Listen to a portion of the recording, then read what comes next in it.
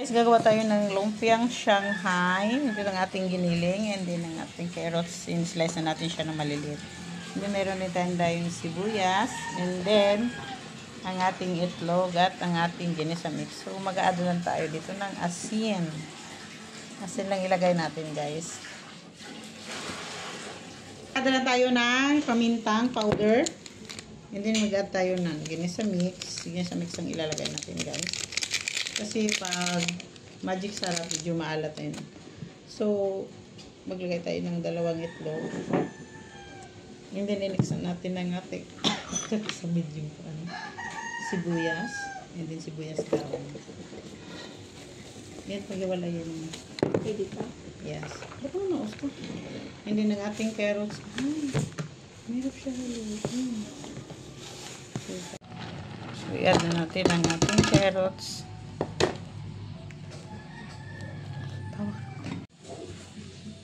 So, ilipat natin siya ng lagayan dahil medyo mahirap maghalo dun sa isa.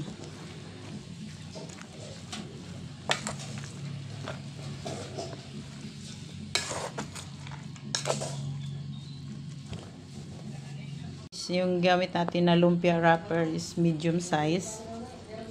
So, kailangan natin siyang hiwalayin ng dahan-dahan. And then, ginupit natin siya. Ginupit natin siya ng isang ganito. Para maliit lang siya.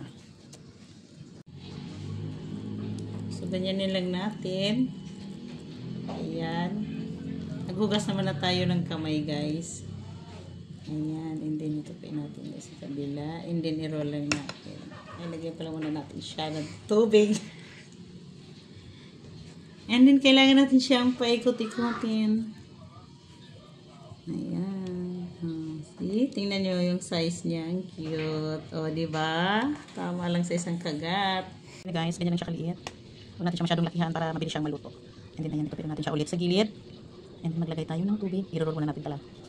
Lagyan ng tubig! Bakit sa dulo lang? Bakit sa dulo lang? Bakit hindi natatanggal?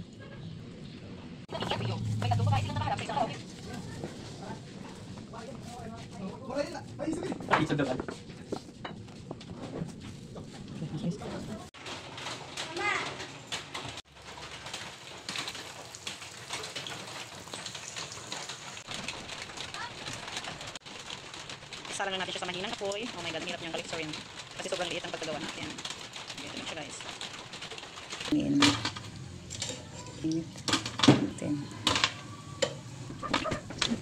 Akas ng ulan.